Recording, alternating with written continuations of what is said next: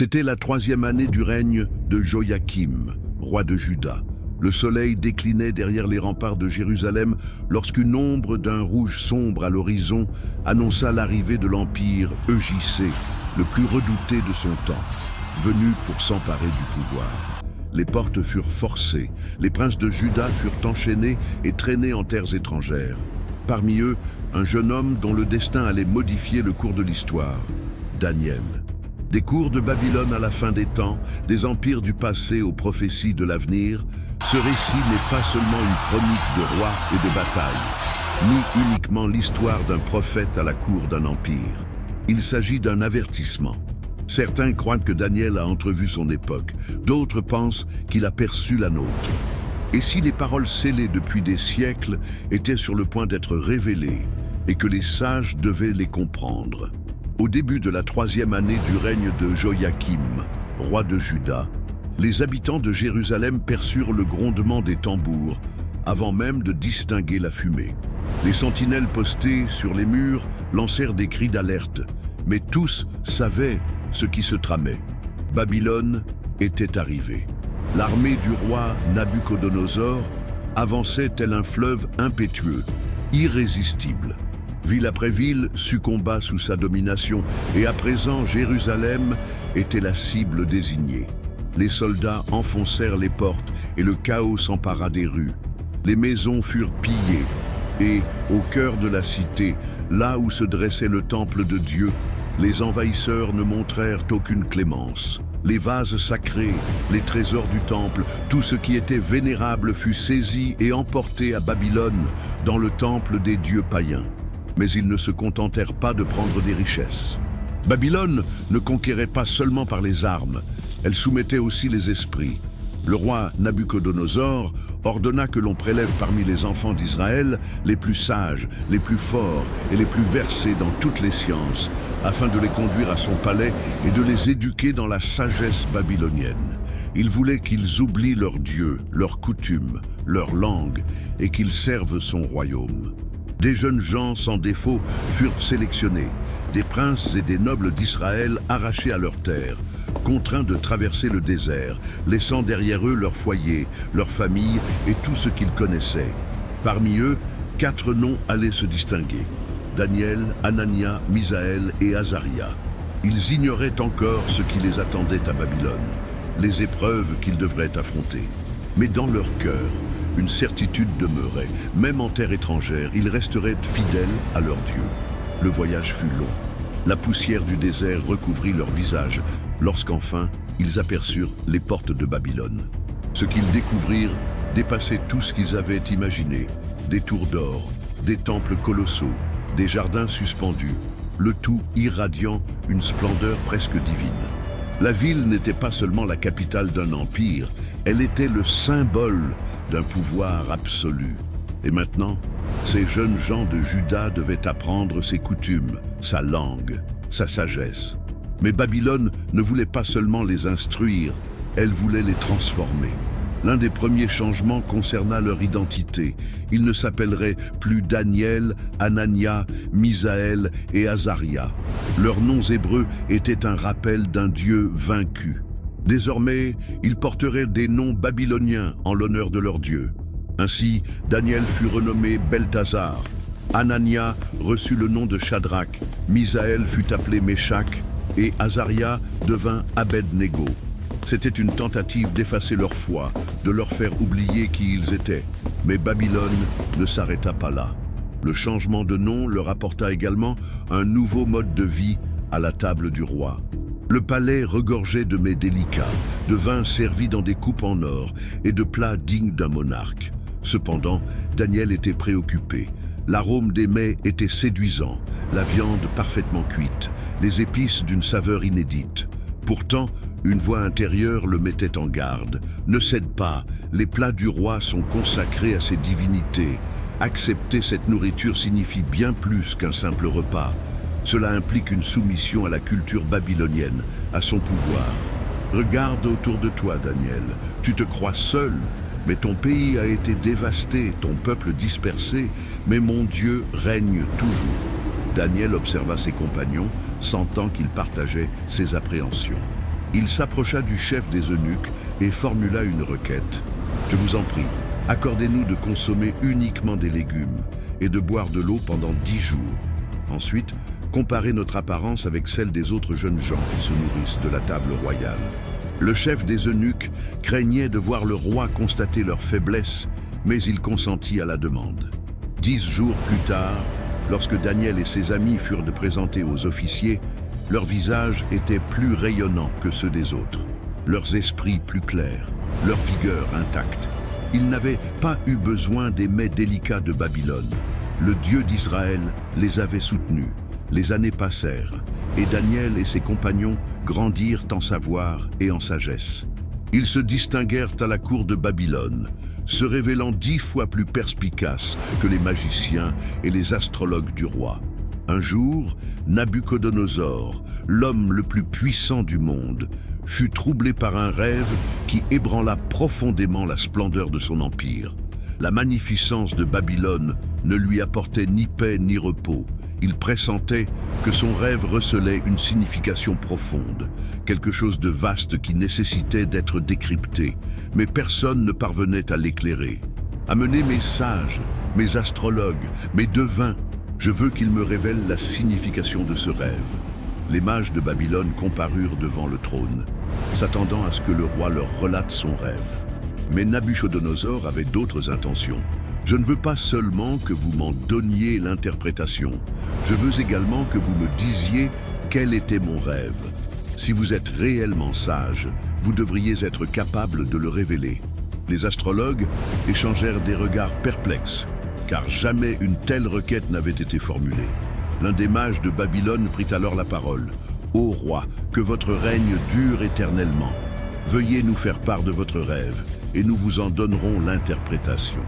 Vous devez me dire le rêve et sa signification. Si vous ne le faites pas, vous serez tous exécutés. Mais si vous me le révélez, vous serez honorés et comblés de richesses. » Les mages tentèrent de se dérober, arguant que seuls les dieux pouvaient révéler un tel mystère. Mais Nabuchodonosor, furieux, décréta la mort de tous les sages de Babylone. Parmi les condamnés se trouvait Daniel. Lorsqu'il entendit parler du décret, son cœur fut saisi d'effroi. Non seulement cette décision était injuste, mais il allait être exécuté. La sentence était irrévocable. Tous les sages devaient mourir. Il n'y avait aucune échappatoire, à moins que Dieu n'intervienne. Daniel alla trouver ses amis et leur dit « Prions, implorons le Dieu des cieux de nous révéler ce mystère. » Cette nuit-là, dans une vision, le rêve du roi fut révélé à Daniel. Au matin, il fut conduit devant Nabuchodonosor. « Es-tu capable de me dire le rêve que j'ai eu et sa signification ? Ô roi, ni les sages, ni les astrologues, ni les mages ne peuvent révéler ce que vous demandez. Mais il y a un Dieu dans les cieux qui révèle les mystères. C'est lui qui m'a montré le rêve que vous avez eu. Vous avez eu une vision, et voici son interprétation.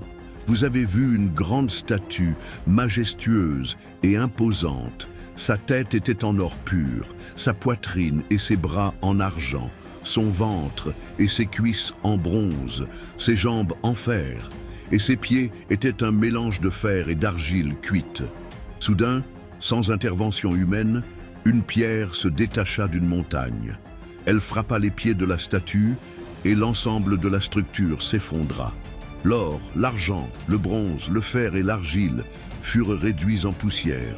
Mais la pierre qui avait frappé la statue grandit et devint une immense montagne qui remplit toute la terre. Voilà votre rêve. Et maintenant, ô roi, écoutez-en la signification. Vous êtes cette tête d'or. Votre empire est glorieux, puissant et sans égal. Mais après vous viendra un autre royaume inférieur au vôtre, puis un autre et encore un autre, jusqu'à ce qu'un dernier royaume émerge, divisé, faible et fragmenté. Mais à la fin, Dieu établira un royaume qui ne sera jamais détruit. Ce royaume ne ressemblera pas au précédent. Il ne passera pas d'une nation à une autre. Cette pierre restera à jamais. Vous avez vu le royaume éternel de Dieu. Le silence régnait dans la salle du trône. Nabuchodonosor fixa Daniel, puis regarda les mages et les astrologues qui avaient été incapables de lui donner une explication. Alors, Il se prosterna devant Daniel reconnaissant: « Vraiment, votre Dieu est le Dieu des dieux et le Seigneur des rois. C'est lui qui révèle les mystères cachés. » Ce jour-là, Daniel fut élevé en dignité à Babylone. Il devint gouverneur en chef de toute la province et chef de tous les sages. Mais Daniel savait quelque chose que le roi ne comprenait pas encore. Nabuchodonosor se sentait peut-être invincible, mais son royaume, comme tous les autres, finirait par tomber. Au fil des années, Babylone continua de dominer le monde. Nabuchodonosor, au sommet de sa puissance, n'oublia pas le rêve de la statue, mais son cœur refusait d'accepter son destin. S'il était la tête d'or, pourquoi devrait-il permettre à un autre royaume de le remplacer? Alors, il prit une décision. Il ordonna la construction d'une statue entièrement en or, une image colossale de plus de 27 mètres de haut. Pas seulement la tête, mais la statue entière devait être en or, comme une déclaration de son désir que son royaume ne finisse jamais. Il ordonna que tous les gouverneurs, les princes et les sages de son empire se réunissent dans la plaine de Dura pour l'inauguration de la statue. Alors, la voix du héros proclama d'un ton fort et solennel: « Il vous est ordonné, ô peuple, nations et langues, dès que vous entendrez le son de la trompette, de la flûte, de la cithare et de tout instrument de musique, de vous prosterner et d'adorer la statue d'or que le roi Nabuchodonosor a érigée. Et quiconque ne se prosternera pas et n'adorera pas sera immédiatement jeté dans la fournaise ardente. » La musique retentit. Des milliers de personnes tombèrent à genoux devant l'image, du plus haut gouverneur au plus humble citoyen. Tous les dignitaires de Babylone se prosternèrent, à l'exception de 3 hommes. Certains d'entre eux, refusant de s'agenouiller, coururent informer le roi. Ils dirent: « Ô roi, que votre règne dure éternellement. Il y a des hommes parmi les Juifs que vous avez établis sur les affaires de Babylone, Shadrach, Meshach et Abed-Négo, qui n'ont pas obéi à votre décret. Ils n'adorent pas vos dieux et ne se prosternent pas devant la statue que vous avez érigée. » Nabuchodonosor fut rempli de fureur. Il fit venir les 3 jeunes hommes et leur donna une dernière chance.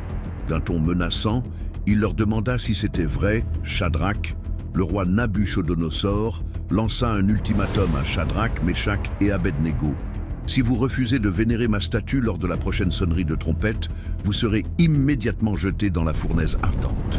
Quel Dieu aura le pouvoir de vous arracher à ma colère ?» Les 3 jeunes Hébreux restèrent imperturbables. Shadrach prit la parole avec assurance. « Ô Nabuchodonosor, il n'est pas nécessaire de nous justifier. Notre Dieu, que nous servons fidèlement, a la capacité de nous délivrer de la fournaise et de votre emprise. Et même s'il ne le faisait pas, sachez, ô roi, que nous ne nous prosternerons jamais devant votre idole. » Le visage du roi se crispa de fureur. Il ordonna que la fournaise soit chauffée à une température 7 fois supérieure à la normale. Il désigna les soldats les plus robustes de son armée pour ligoter les 3 jeunes hommes et les précipiter dans les flammes. La chaleur était si intense que les soldats eux-mêmes furent consumés par le brasier en s'approchant de la fournaise. Pour tous, la fin de Shadrach, Meshach et Abed-Négo était inéluctable. Mais à cet instant précis, Nabuchodonosor, assis sur son trône, se leva brusquement, stupéfait. « N'avons-nous pas jeté 3 hommes liés dans le feu ?» demanda-t-il à son entourage. Son garde répondit: « Oui, ô roi. » Nabuchodonosor reprit: « Pourtant j'en vois 4, et ils ne sont pas entravés. Ils se promènent au milieu du feu sans subir le moindre dommage, et le 4e a l'apparence d'un être divin. » Le roi scruta l'intérieur de la fournaise et constata l'impensable. Shadrach, Meshach et Abed-Négo étaient bien là, mais ils n'étaient pas seuls. Une silhouette lumineuse se tenait à leur côté, un être qu'aucun Babylonien n'avait jamais vu ni ne pouvait expliquer. Nabuchodonosor, tremblant, s'approcha de la fournaise et cria: « Shadrach, Meshach et Abed-Négo, serviteurs du Dieu Très-Haut, sortez et venez ici. » Les 3 jeunes hommes obéirent et sortirent des flammes. Le feu ne les avait pas touchés. Pas un seul cheveu de leur tête n'avait été brûlé. Leurs vêtements n'étaient pas roussis et ne sentaient même pas la fumée. Un silence total se fit. Tous comprirent la signification de cet événement. Le Dieu d'Israël avait manifesté sa puissance. Nabuchodonosor, le monarque le plus puissant de la terre, tomba à genoux et s'exclama « Béni soit le Dieu de Shadrach, Meshach et Abednego, qui a envoyé son ange pour sauver ses serviteurs qui ont placé leur confiance en lui. Aucun autre Dieu n'est capable d'une telle délivrance. Par conséquent, je décrète que personne dans tout mon royaume ne doit prononcer de paroles irrespectueuses à l'égard du Dieu de Shadrach, Meshach et Abednego, car il n'y a pas de Dieu comparable à lui. » Le roi honora les 3 jeunes Hébreux et les promut à des postes élevés dans la province de Babylone. Mais, alors que Babylone célébrait la grandeur de ce miracle, Nabuchodonosor n'avait pas encore tiré la leçon la plus importante. Bien qu'il ait été témoin du pouvoir du Dieu très haut, qu'il ait reçu des rêves révélateurs et qu'il ait vu de ses propres yeux le miracle de la fournaise ardente, Nabuchodonosor ne comprenait toujours pas la vérité essentielle. Son pouvoir ne lui appartenait pas, sa gloire n'était pas sienne, son royaume existait uniquement parce que Dieu l'avait permis. Au fond de son cœur, il persistait à croire que sa grandeur était éternelle. Mais un nouvel avertissement allait bientôt survenir. Une nuit, le roi fit un nouveau rêve, un rêve qui le troubla profondément. Il convoqua les sages de Babylone, mais aucun ne fut capable de lui en donner l'interprétation. Finalement, on fit venir Daniel, le chef des sages. Nabuchodonosor dit à Daniel « Je sais que l'esprit des dieux réside en toi et qu'aucun mystère ne t'est caché. Écoute mon rêve et dis-m'en la signification. Dans mon rêve, j'ai vu un arbre immense au milieu de la terre. Sa hauteur atteignait le ciel, ses branches s'étendaient sur toute la terre et ses fruits nourrissaient toutes les créatures. Puis, un ange gardien, un messager céleste. Avec une voix tonitruante, il décréta « Abattez l'arbre, coupez ses branches et dispersez ses fruits. Mais laissez le tronc et ses racines en terre, liés par des chaînes de fer et de bronze. Qu'il soit humilié, que son esprit se transforme et devienne celui d'une bête des champs, et qu'ainsi il périsse pendant 7 temps, jusqu'à ce que tous reconnaissent que le Très-Haut domine sur les royaumes des hommes et les donne à qui il veut. » Daniel écouta attentivement, son visage s'assombrissant. Il comprenait la signification de ce rêve, mais hésitait à l'annoncer. Le message était clair, et il n'annonçait rien de bon pour le roi. Alors Daniel pensa « Mon cœur est troublé. Je souhaiterais que ce rêve s'applique aux ennemis du roi et non à lui. » Mais Dieu lui avait révélé son interprétation, et il ne pouvait la garder pour lui. Daniel s'approcha de Nabuchodonosor et lui dit « Ô roi, l'arbre que tu as vu, c'est toi. Ta grandeur s'étend sur toute la terre, ta puissance est incomparable. Mais le jour viendra où tu seras abattu, séparé des hommes. Tu seras couché parmi les bêtes des champs, tu mangeras de l'herbe comme les bœufs. Ton corps sera mouillé par la rosée du ciel, et tu resteras ainsi pendant 7 temps, jusqu'à ce que tu reconnaisses que le Très-Haut est celui qui gouverne les royaumes des hommes. Cependant, le tronc de ton arbre subsistera avec ses racines, car ton royaume te sera rendu lorsque tu reconnaîtras que Dieu seul est souverain. Ô roi, écoute mon conseil, romps avec tes péchés, pratique la justice et aie pitié des pauvres. Peut-être ainsi prolongeras-tu ta paix. » Le roi écouta en silence, mais son cœur demeura endurci. Les mois passèrent, 12 mois, un temps pour se repentir, un temps pour changer. Mais Nabuchodonosor ne changea point, jusqu'au jour où son orgueil fut brisé. C'était une après-midi dorée. Le roi de Babylone se promenait dans les couloirs de son palais, contemplant la ville qu'il avait bâtie. Son regard embrassait les temples, les murailles, les jardins suspendus. Et dans son cœur, il n'y avait qu'une certitude. N'est-ce pas ici Babylone la Grande, que j'ai construite par la force de ma puissance et pour la gloire de ma majesté ? Et à cet instant précis, alors que les mots étaient encore dans sa bouche, une voix descendit du ciel et lui dit « À toi, il est dit, ô roi Nabuchodonosor, ton royaume t'est retiré. Tu seras chassé parmi les hommes, tu vivras et mangeras avec les bêtes des champs, tu mangeras de l'herbe comme les bœufs, et 7 temps passeront sur toi jusqu'à ce que tu reconnaisses que le Très-Haut domine sur les royaumes des hommes. » et en un instant, l'esprit du roi changea. Sa raison disparut, ses pensées humaines s'évanouirent. Ses mains se déformèrent, son corps trembla, sa peau se hérissa. Nabuchodonosor, le monarque le plus puissant du monde, tomba à genoux, semblable à un animal. Les portes du palais s'ouvrirent, et les serviteurs hurlèrent d'horreur, car le grand roi de Babylone n'était plus un homme. Les jours passèrent, les mois passèrent, les années passèrent. Nabuchodonosor vivait dans les champs. Ses vêtements se réduisirent à des lambeaux, ses cheveux poussèrent comme des plumes d'aigle. Ses ongles devinrent des griffes d'animal, et sa nourriture était l'herbe des champs de Babylone. Un nouveau roi régnait. Nabuchodonosor était devenu ce que son cœur reflétait, un animal. Jusqu'à ce que les temps prophétiques soient accomplis, 7 années. Un jour, tandis que le vent balayait les plaines, quelque chose changea. Mes yeux s'ouvrirent. Je levai les yeux vers le ciel. À l'instant même, la raison revint à Nabuchodonosor. Le donateur tomba à genoux, mais cette fois, non par orgueil, non par grandeur, mais en se rendant. Maintenant, je bénis le Très-Haut. Je loue et glorifie celui qui vit éternellement, car sa domination est éternelle et son royaume dure à travers toutes les générations. Il fait ce qu'il veut des royaumes de la terre, et personne ne peut retenir sa main. À cet instant précis, son royaume lui fut restauré, sa gloire lui fut rendue. Les princes le recherchèrent, et Nabuchodonosor s'assit de nouveau sur le trône de Babylone. Mais il ne fut plus jamais le même, car il connaissait désormais la vérité. Il y avait un autre roi, il n'y avait pas d'autre pouvoir. Seul Dieu gouvernait les royaumes de la terre. Les années passèrent, Nabuchodonosor mourut, et avec lui l'ère de sa domination absolue. Babylone était toujours le joyau du monde, mais la graine de sa ruine était déjà plantée. Un nouveau roi était assis sur le trône, Balthazar, fils de Nabonide, un roi faible, un roi arrogant, un roi qui n'avait pas tiré les leçons de l'histoire. Babylone paraissait invincible, ses murailles étaient imprenables, aucune armée ne l'avait jamais vaincue, jamais conquise. Mais dans l'ombre, une menace grandissait à l'est. L'armée des Mèdes et des Perses s'était levée, menée par un homme dont le nom allait bientôt inspirer la crainte.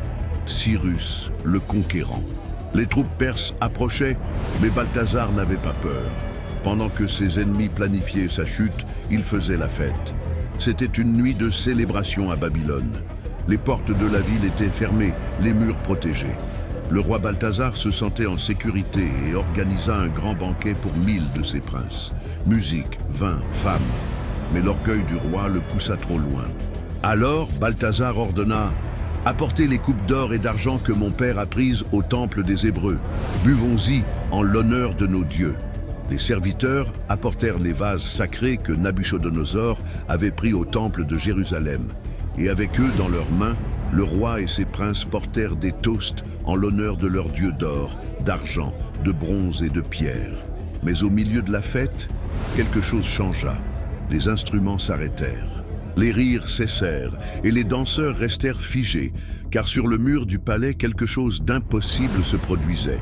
Une main humaine, mais sans corps, apparut flottant dans l'obscurité et commença à écrire. Les lettres brillaient d'un éclat de feu. Les mots étaient étranges. La peur emplit la salle. Le visage du roi devint pâle comme la mort. Ses genoux tremblaient. Son cœur battait à tout rompre. Balthazar dit d'une voix terrifiée « Faites venir les sages, les magiciens, les astrologues, qu'ils me disent ce que cela signifie. » Les hommes les plus savants de Babylone se rassemblèrent et contemplèrent l'écriture. Ils étudièrent. Mais personne ne pouvait lire, personne ne pouvait comprendre ces mots, et la peur du roi grandit encore davantage. Jusqu'à ce que sa mère, la reine, s'approche de lui et dise « Ô roi, ne t'alarme pas. Il y a un homme dans ton royaume, en qui habite l'esprit des dieux. Au temps de ton père, il interprétait les rêves et résolvait les mystères.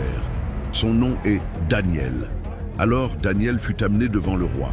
Celui-ci le regarda avec insistance et lui dit « Es-tu ce Daniel, le sage de mon père? Si tu peux interpréter cette écriture, tu seras vêtu de pourpre, tu recevras un collier d'or et tu seras le 3e gouverneur du royaume. » Mais Daniel, d'une voix ferme, répondit « Garde tes cadeaux, ton or, donne-le à un autre. Mais je vais te dire ce que signifie cette écriture. » Alors que son regard se posait sur le mur, des lettres lumineuses apparurent, annonçant un jugement imminent. Avant de révéler le message, Daniel prit la parole. « Ô roi, daigne écouter mes paroles. Ton père, Nabuchodonosor, fut élevé au-dessus de toute la terre. Mais son cœur s'étant gonflé d'orgueil, il fut précipité de son trône et réduit à l'état de bête sauvage, jusqu'à ce qu'il reconnaisse que le Tout-Puissant règne sur les royaumes des hommes. Mais toi, Belchatsar, tu n'as pas tiré leçon de l'histoire. Tu as élevé ton cœur contre le Dieu du ciel, tu as profané les vases sacrés de son temple et tu as loué des divinités incapables de voir, d'entendre ou de connaître. C'est pourquoi Dieu a envoyé cette main et cette écriture. » Daniel pointa du doigt le mur. L'assemblée retint son souffle, consciente que le destin du royaume était sur le point d'être dévoilé. Voici ce qui est écrit, Menez, menez, Tekel, Upharsin. Et voici l'interprétation. Menez, Dieu a compté les jours de ton règne et y a mis fin. Tekel, tu as été pesé dans la balance et trouvé léger. Upharsin, ton royaume sera divisé et donné aux Mèdes et aux Perses. Ces mots résonnèrent dans la salle comme une sentence de mort. Belchatsar trembla, mais il n'eut pas le temps de réagir. À cet instant précis, les armées perses étaient déjà à l'intérieur de Babylone. Cyrus le Grand avait mis au point un plan ingénieux. Il avait détourné le cours du fleuve Euphrate qui traversait la ville. Pendant que Belchatsar s'adonnait à la boisson et blasphémait contre Dieu, les soldats perses progressaient le long du lit asséché du fleuve, pénétrant sans résistance à travers les murailles de la ville. En une seule nuit, Babylone tomba. Belchatsar fut tué. L'empire le plus puissant du monde s'effondra en un instant, et le royaume des Mèdes et des Perses s'éleva à sa place, conformément à la parole de Dieu et aux prophéties de Daniel. Car le règne des hommes appartient à Dieu. La Babylone éternelle était tombée aux mains des Mèdes et des Perses, qui dominaient désormais l'empire. Le roi syrien Darius établit Daniel Elmo comme gouverneur de Babylone et de ses provinces. Bien que les rois aient changé, Daniel conserva son autorité. Sa sagesse, son intégrité et son discernement le distinguaient de tous les autres dirigeants du nouveau royaume. Et Darius le plaça au-dessus de tous les princes et satrapes de l'empire. Cette promotion suscita l'envie et la haine, car celui qui est fidèle à Dieu s'attire toujours l'hostilité de certains. Les princes et les nobles du royaume se réunirent en secret. L'un d'eux s'exclama « Pourquoi ce Daniel nous gouverne-t-il ? Un étranger, un hébreu, a été élevé au-dessus de tous les rois et règne maintenant sur nous. » Un prince perse répondit « Nous devons trouver quelque chose à lui reprocher, une faute, un manquement. » Mais ils cherchèrent en vain. Daniel était juste et intègre, et aucune corruption ne pouvait être décelée en lui. Alors, ils élaborèrent un complot machiavélique. Nous savons que Daniel est plus fidèle à son Dieu qu'il ne l'est au roi. Utilisons cela contre lui. Les princes se présentèrent devant Darius avec des paroles flatteuses. « Ô roi Darius, puisses-tu vivre éternellement. Nous avons décidé d'établir un décret qui exalte ta gloire. Il ordonne que, pendant les 30 prochains jours, nul ne fasse de requête à aucun dieu ni à aucun homme, si ce n'est à toi seul, ô roi. Quiconque désobéira sera jeté dans la fosse aux lions. » Le roi Darius, flatté par leurs paroles, signa le décret sans se douter de leur véritable intention. L'édit devint une loi immuable et irrévocable. Daniel en fut informé. Il prit connaissance du décret et comprit les conséquences qu'il impliquait. Son cœur ne vacilla pas, il ne changea rien à ses habitudes. Daniel, imperturbable dans ses habitudes, continuait d'honorer son Dieu. L'heure de la prière venue, il se retirait dans sa chambre à l'étage, ouvrait les fenêtres donnant sur Jérusalem et se prosternait comme il l'avait toujours fait. Ses adversaires, guettant le moindre faux pas, avaient minutieusement préparé leur piège. Les courtisans, animés d'une hypocrite sollicitude, se présentèrent devant Darius. « Ô roi, n'avez-vous point promulgué un édit interdisant toute prière adressée à une divinité autre que vous-même, Majesté ?» questionnèrent-ils. Darius confirma, soulignant l'irrévocabilité des lois mèdes et perses. Or, Daniel, un de vos hauts fonctionnaires, a transgressé cet édit. 3 fois par jour, il implore son Dieu, défiant ainsi votre décret. Le visage du roi pâlit. Il comprit instantanément la supercherie dont il avait été victime. Son serviteur le plus loyal était en danger, piégé par sa propre décision. Mais la loi était inflexible, il n'y avait aucune échappatoire. Avec une profonde tristesse, Darius ordonna qu'on l'emmène à la fosse aux lions. La nuit enveloppa Babylone. Les soldats conduisirent Daniel vers la carrière de pierre où les fauves rugissaient. Les torches illuminaient les pupilles affamées des lions. Le roi Darius, le cœur lourd, regarda Daniel et lui dit « Que ton Dieu, que tu sers avec une telle constance, te délivre ». Les soldats précipitèrent Daniel dans la fosse.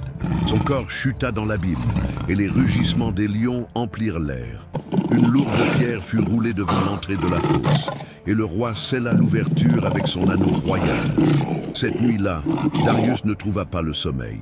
La musique et les festivités n'apaisaient pas son tourment. Une question lancinante le hantait. Le Dieu de Daniel serait-il capable de le sauver? Au lever du soleil, Darius se précipita vers la fosse. Il ordonna le retrait de la pierre et la voix tremblante d'anxiété, il s'écria « Daniel, serviteur du Dieu vivant, ton Dieu a-t-il pu te délivrer des lions ?» Un silence pesant suivit, puis une voix calme émergea des ténèbres. « Ô roi, puisse votre règne être éternel. Mon Dieu a dépêché son ange qui a muselé les lions. Ils ne m'ont causé aucun mal, car j'ai été trouvé innocent devant lui, et je n'ai commis aucune faute envers vous, Majesté. » Les gardes, stupéfaits, plongèrent leurs regards dans la fosse. L'impensable était là, sous leurs yeux. Daniel se tenait debout, indemne, sans la moindre égratignure. Les lions qui avaient dévoré tant d'hommes avant lui se tenaient paisiblement à ses côtés, dociles et silencieux. Darius tomba à genoux et, d'une voix émue, ordonna que Daniel soit sorti de la fosse. Puis, il commanda que ses accusateurs soient jetés au lion. Avant même qu'ils ne touchent le fond de la fosse, les fauves les avaient dévorés. Ce matin même, Darius promulgua un décret pour tout son empire, à l'attention de tous les peuples, nations et langues qui peuplèrent la terre. Que la paix vous soit accordée en abondance. Par décret royal, il est ordonné que dans tout mon royaume, les hommes révèrent et craignent le Dieu de Daniel. Car il est le Dieu vivant, son royaume ne sera jamais détruit et sa domination est éternelle. Il sauve et il délivre, il accomplit des signes et des prodiges dans les cieux et sur la terre. C'est lui qui a arraché Daniel à la puissance des lions. Ainsi, Daniel prospéra sous le règne de Darius, puis sous celui de Cyrus le Grand. Car, bien que les empires s'effondrent et que les rois passent, Dieu demeure le roi éternel. Daniel servit les rois, fut témoin de la chute et de l'ascension d'empires. Mais ce qu'il allait vivre dépassait son époque, Babylone et la Perse. Car lors de la première année du règne de Balthazar, alors que Babylone dominait encore le monde, Daniel, j'ai été le témoin d'une vision nocturne, un songe qui dévoilait le cours futur du monde. J'ai aperçu une vaste mer, agitée par une tempête incessante. Des flots déchaînés, soulevés par les vents célestes, ont émergé 4 créatures imposantes, chacune distincte des autres. La première ressemblait à un lion, orné d'ailes d'aigle. J'ai observé ses ailes lui être arrachées, la forçant à se dresser sur ses pattes arrière, à l'instar d'un être humain. Un cœur d'homme lui fut alors attribué. Puis, une autre bête apparut, semblable à un ours. Elle se tenait dressée sur un de ses côtés, et 3 côtes étaient coincées entre ses mâchoires. Ensuite, une troisième créature s'est manifestée, évoquant un léopard, mais doté de 4 ailes et de 4 têtes. Enfin, j'ai vu une 4e bête, terrifiante, dissemblable de toutes les autres. Ses dents étaient faites de fer, et elle dévorait, broyait et foulait aux pieds tout ce qui se trouvait sur son passage. Elle surpassait en puissance toutes les autres et arborait 10 cornes sur sa tête. En observant attentivement, j'ai remarqué qu'une autre corne plus petite surgissait au milieu des 10 premières. Cette corne était pourvue d'yeux semblables à ceux d'un homme et d'une bouche. qui proféraient des paroles hautaines.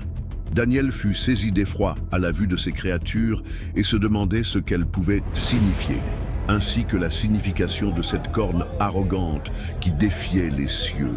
Mais avant d'obtenir une réponse, sa vision changea. Les royaumes terrestres n'étaient pas la seule chose que Daniel devait contempler. Il continua à observer et vit des trônes qui étaient placés et un être ancien s'assit. Son vêtement était aussi blanc que la neige et sa chevelure semblable à de la laine pure. Son trône était une flamme de feu et un fleuve de feu en jaillissait. Des milliers et des milliers le servaient et des millions se tenaient devant lui. J'ai alors constaté que des livres étaient ouverts. Puis, j'ai aperçu quelqu'un qui ressemblait à un fils d'homme venant sur les nuées du ciel.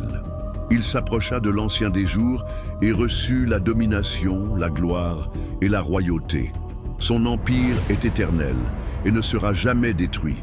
Mon esprit était troublé au plus profond de moi. Je désirais ardemment connaître la vérité concernant la quatrième bête, et en particulier cette petite corne qui prononçait des paroles arrogantes et faisait la guerre aux saints. Un ange s'approcha alors de Daniel pour lui révéler le mystère. Il lui expliqua que ces 4 bêtes représentaient 4 royaumes qui allaient s'élever sur la terre, mais que le royaume des saints subsisterait éternellement. La 4e bête serait le royaume le plus terrifiant de tous, différent des autres. Il conquérirait la terre par le fer et la destruction. De ce royaume sortiraient 10 rois, et après eux surgirait une petite corne. Cette corne proférerait des blasphèmes contre le Très-Haut, opprimant les saints et tentant de modifier les temps et la loi. Son pouvoir durerait un temps, des temps et la moitié d'un temps. Mais, à la fin, le tribunal céleste se réunirait.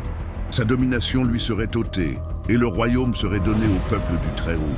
Daniel se réveilla, le visage livide et le corps tremblant. Son esprit était perturbé. Il ne comprenait pas tout ce qu'il avait vu, mais il savait une chose. Les royaumes des hommes sont éphémères, et à la fin, Dieu établira son royaume pour toujours. Daniel avait entrevu le destin des empires du monde et contemplé la magnificence du royaume éternel de Dieu. Cependant, une question persistait dans son cœur. Quand son peuple serait-il rétabli? Quand la fin de l'exil surviendrait-elle? Quand retournerait-il à Jérusalem? Alors, Daniel ouvrit les rouleaux des prophètes et lut les paroles de Jérémie. Il découvrit dans les écrits que Dieu avait annoncé que la désolation de Jérusalem durerait 70 ans. Daniel tomba à genoux et commença à prier « Ô Seigneur, Dieu grand et redoutable, nous avons péché, nous avons été infidèles à tes commandements, et c'est pourquoi ton jugement s'est abattu sur nous. Mais maintenant, ô Dieu, écoute notre prière. » Voici ma réécriture du texte, respectant les consignes données. Pendant ma prière, contemplant la désolation, implorant l'écoute de mon peuple, le pardon de nos péchés et la clémence sur notre ville sainte, une réponse divine survint. Gabriel, un ange céleste, descendit et s'adressa à moi. Daniel, d'une voix solennelle, « Daniel, homme grandement aimé, je suis venu pour t'accorder sagesse et compréhension. 70 semaines sont décrétées sur ton peuple, pour mettre fin à la transgression, pour sceller le péché, pour expier l'iniquité, pour instaurer une justice éternelle, pour accomplir la prophétie et pour oindre le Saint des Saints. Depuis l'ordre de restaurer Jérusalem jusqu'au Messie, le prince, il y aura 7 semaines et 62 semaines. Après cela, le Messie sera retranché, mais pas pour lui-même. Le peuple d'un prince à venir détruira la ville et le sanctuaire. La fin arrivera comme un déluge, et jusqu'à la fin, il y aura guerre et désolation décrétées. Il confirmera une alliance avec plusieurs pour une semaine. Mais au milieu de la semaine, il fera cesser le sacrifice et l'offrande. Et sur l'aile des abominations viendra celui qui désole, jusqu'à ce que la ruine décrétée soit déversée sur le dévastateur. Daniel écoutait en silence, submergé. Ces paroles énigmatiques recelaient le secret de l'époque du Messie et la révélation du sort réservé à son peuple. Mais cette vision ne serait pas la dernière. Dans la 3e année du règne de Cyrus, roi de Perse, une nouvelle révélation me fut accordée. Moi, Daniel, Je fus plongé dans l'affliction pendant 3 semaines. Je m'abstins de mets délicats, de vin et de parfums. Le 24e jour du 1er mois, alors que je me trouvais au bord du grand fleuve, le Tigre, je levai les yeux et aperçus un homme vêtu de lin, ceint d'or pur. Son visage était éclatant comme l'éclair, ses yeux étaient comme des flammes ardentes. Sa voix résonnait comme le grondement des eaux tumultueuses. À sa vue, je m'effondrais, le visage contre terre, mon esprit bouleversé. Daniel avait contemplé le messager céleste dans la splendeur de sa gloire. Terrassé, il fut touché par une main qui le réconforta. « N'aie crainte, Daniel, car dès le 1er jour où tu as résolu de comprendre, tes paroles ont été entendues, et je suis venu à cause de tes paroles. Mais le prince du royaume de Perse m'a résisté 21 jours. Mais voici Michel, l'un des principaux chefs, est venu à mon secours, et je suis resté là auprès des rois de Perse. Je suis venu pour te révéler ce qui arrivera à ton peuple dans les derniers jours, car la vision concerne encore des jours lointains. » Ainsi, Daniel reçut la prophétie la plus vaste et la plus détaillée, une vision des royaumes futurs, des conflits entre la Perse et la Grèce, d'un roi impitoyable qui s'élèverait à la fin des temps et d'une période de détresse sans précédent. En ce temps-là, Michel, le grand prince qui se tient auprès des enfants de ton peuple, se lèvera, et il y aura un temps de détresse tel qu'il n'y en a jamais eu depuis qu'une nation existe jusqu'à ce temps-là. Et en ce temps-là, ton peuple sera délivré, tous ceux qui seront trouvés inscrits dans le livre. Et beaucoup de ceux qui dorment dans la poussière de la terre se réveilleront, les uns pour la vie éternelle, les autres pour l'opprobre, pour la confusion éternelle. Ceux qui sont sages brilleront comme la splendeur du firmament, et ceux qui amènent beaucoup à la justice brilleront comme les étoiles à toujours et à perpétuité. Mais toi, Daniel, tiens secrètes ces paroles et scelle le livre jusqu'au temps de la fin. Beaucoup courront çà et là, et la connaissance augmentera. Daniel tremblait, ayant entrevu le destin de son peuple, l'ascension et la chute des empires, le sacrifice du Messie, l'ère de l'angoisse et la résurrection des morts. Mais à présent, la vision avait pris fin. J'ai entendu, mais je n'ai pas compris. Alors j'ai dit, mon Seigneur, quelle sera la fin de ces choses? Voici la réécriture du texte en français, en respectant les consignes. Ces paroles que Daniel a gardées scellées jusqu'à l'époque de la fin ont un sens profond. Beaucoup seront purifiés, mais les impies ne comprendront pas. Seuls les sages saisiront leur portée. Daniel, repose en paix, car à la fin des jours, tu te lèveras pour recevoir ton héritage. Ainsi s'achève le livre de Daniel, empli de mystères encore à dévoiler. Dieu, dans son inébranlable souveraineté, guide l'histoire. Les empires s'écroulent, les rois passent, mais son règne demeure éternel. À la fin des temps, les justes s'éveilleront et brilleront comme des étoiles pour l'éternité.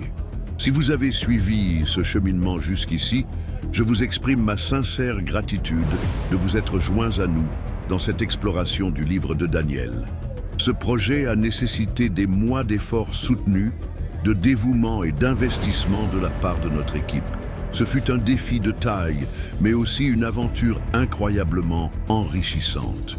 Nous l'avons réalisé car nous sommes convaincus que ces récits et ces prophéties ne sont pas seulement puissants, mais qu'ils résonnent avec notre époque. À présent, nous avons besoin de votre soutien. Si ce contenu vous a apporté quelque chose, s'il vous a fait réfléchir, aidez-nous en le partageant, en laissant un j'aime, en ajoutant un commentaire et surtout en vous abonnant à la chaîne. Ce n'est que le commencement. Bientôt, nous vous proposerons d'autres productions épiques explorant les mystères de la Bible et les prophéties qui restent à accomplir.